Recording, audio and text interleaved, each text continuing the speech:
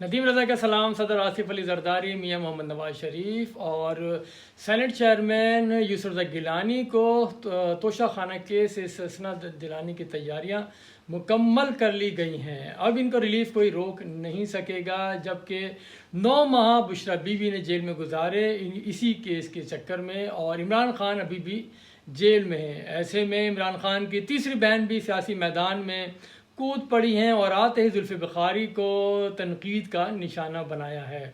तो आज इस मौजूद बात करनी है। तोशा खाना केस दोबारा खोला और बंद किया जा रहा है, और पाकिस्तान मुस्लिम लीग नून और पाकिस्तान पीपल्स पार्टी की जो आला क़यादत है इससे मुतासर थी।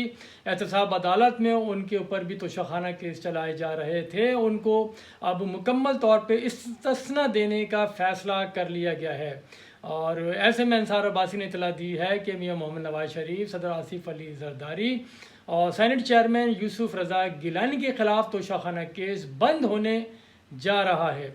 नैब ने यह केस 500 मिलियन रुपए की हद से नीचे होने पर एहतसाब अदालत से केस वापस लेने का फ़ैसला किया है। नैब तरमीम केस में सुप्रीम कोर्ट के हालिया फैसले के बाद नवाज शरीफ, आसिफ जरदारी, यूसुफ रज़ा गिलानी के खिलाफ तोशा खाना केस अब नैब के दायरे इख्तियार में नहीं आता।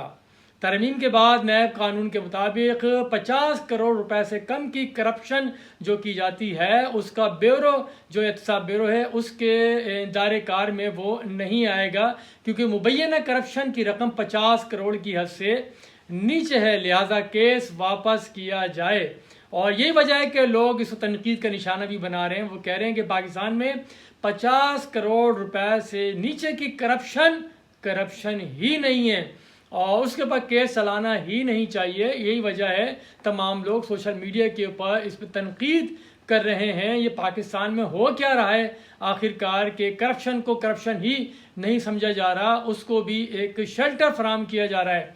और क्योंकि सुप्रीम कोर्ट ने हाल ही में नैब तरामीम को कालादम करार दिए जाने के अपने फैसले को कालादम करार दिया था, और इस केस में वफाकी हुकूमत और दीगर मुतासरा फरीकैन की जानिब से दायर जो इंट्रा कोर्ट अपीलें थी वो मंजूर की गई थी, और सुप्रीम कोर्ट ने मुत्तफ़क़ा फ़ैसले में नैब तरामीम से मुताल्लिक़ हुकूमती जो अपीलें थी मंजूर करते हुए इस फैसले के बाद साबिक़ चीफ जस्टिस उमर अता बंदियाल और जस्टिस रिटायर्ड एजाजुल हसन का वो अक्सरियती फ़ैसला कालादम हो गया था, जिसमें नैब तरमीम को उन्होंने कालादम करार दिया था। उसके बाद एक बार फिर से इन रहनुमाओं के सरों के पर तलवार लटका दी गई थी, लेकिन अब उस तलवार को मुकम्मल तौर पे मयान में रखने की तैयारियां मुकम्मल कर ली गई हैं।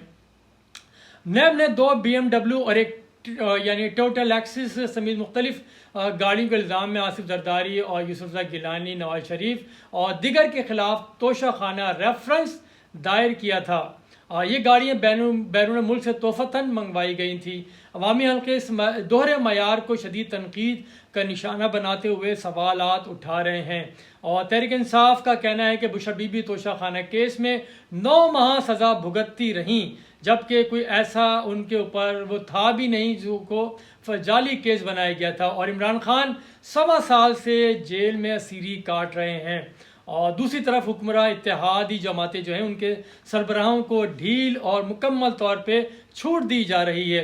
पाकिस्तान जैसे गरीब मुल्क में 50 करोड़ की करप्शन ही नहीं रही, और अब यही सवाल है कि क्या आगे क्या होगा, इस तरह से दीगर लोगों के खिलाफ भी क्या होगा। मैं यहाँ पे आपको याद दिलाऊं, जुलाई के महीने में इमरान खान के खिलाफ तोशा खाना केस की अडियाला जेल में समाअत हो रही थी, तो उसमें इमरान खान ने का मुकालमा किया था चीफ अपना जज साहब से, कहा था कि मेरी बीवी को तोशा खाना केस में क्यों डाला गया है जेल के अंदर, जबकि उनका कोई लेना देना भी नहीं था।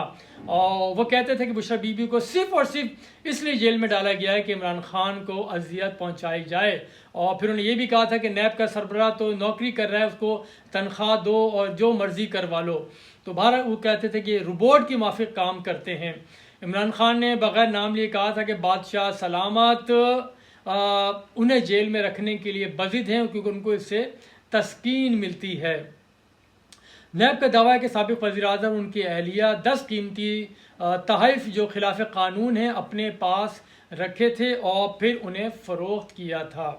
इस्लामाबाद हाई कोर्ट के हुक्म पर बहरहाल तोशा खाना केस 2 में बुशरा बीबी को 24 अक्टूबर को रिहाई मिली और बुशरा बीबी ने 9 माह जेल में असीरी काटी। इन्हें रवा साल 31 जनवरी को तोशा खाना केस में 14 साल की सज़ा सुनाई गई थी। और ऐसे में जब ये चीज़ें चल रही थी साहब अदालत की, नैब की और इमरान खान की जो तीसरी बहन हैं रुबीना खान, वो भी सियासत के मैदान में कूद पड़ी हैं और आते ही उन्होंने इमरान खान के करीबी साथी जुल्फ़ी बुखारी को तनकीद का निशाना बनाया है कि ऐसे में कि उन्होंने कहा कि जुल्फ़ी बुखारी को क्या नौबत आई थी, क्या पड़ी थी कि उन्होंने इमरान खान को ऑक्सफोर्ड यूनिवर्सिटी के चांसलर के इंतखाब में लड़वाया और इसका उनका आखिर मतलब क्या था और फिर रुसवाई का सामना करना पड़ा है। वो इसको लेके रुबीना खान ने बड़ी तनकीद की है जुल्फ़ी बुखारी के ऊपर और कहा है कि इन्होंने जुल्फ़ी बुखारी ने अपनी शोहरत के लिए सिर्फ इमरान खान को ऑक्सफोर्ड यूनिवर्सिटी के इलेक्शन में लड़वाया था। और इसके ऊपर जुल्फ़ी बुखारी ने कहा है कि वो इनकी बड़ी इज्जत करते हैं रुबीना खान की और इमरान खान की हमशीरा हैं, उनको जवाब दे सकते हैं लेकिन वो जवाब नहीं देंगे बार। लेकिन जुल्फ़ी बुखारी ने एक बहरहाल एक अच्छे उसका मुजाहरा किया है कि उन्होंने किसी किस्म का जवाब देने से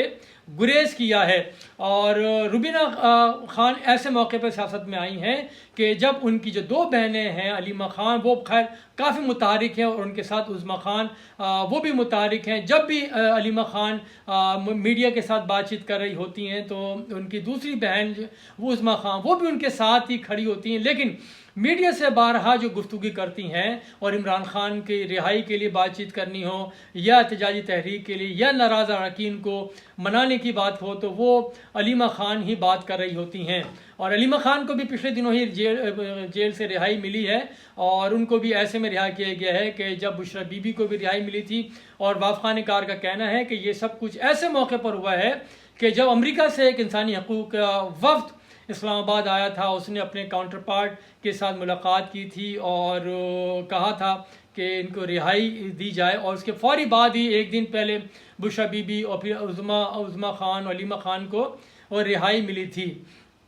तो उसके बाद ही वो सियासत में मुतारक हुई, फिर वो ग्रुपिंग की भी बातचीत हमारे सामने आती है। अब ऐसे में इतला आ रही है कि उज़्मा खान भी सामने आ चुकी हैं। अब देखना ये है कि ये सिर्फ बयान की हद तक ही महदूद रहेंगी ये इनकी रुबीना खान या वो अलीमा खान को भी बाईपास करेंगी। बहुत शुक्रिया, खुदा हाफिज़।